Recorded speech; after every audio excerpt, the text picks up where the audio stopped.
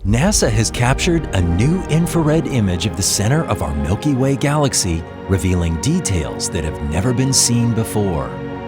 Scientists have tried for many years to peer through the dense swirls of dust obscuring many of the Milky Way's fascinating features. SOFIA, NASA's telescope on an airplane, observed our galaxy's center in infrared light, which is invisible to human eyes but pierces through the dense dust. Now we can see new details in the curves surrounding the Arches cluster, the densest concentration of stars in our galaxy.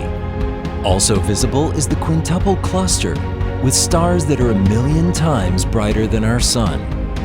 Our galaxy's supermassive black hole takes shape with a view of the fiery-looking ring of gas surrounding it. NASA created the panorama by combining SOFIA's new, crisp image with previous data from the Herschel and Spitzer space telescopes.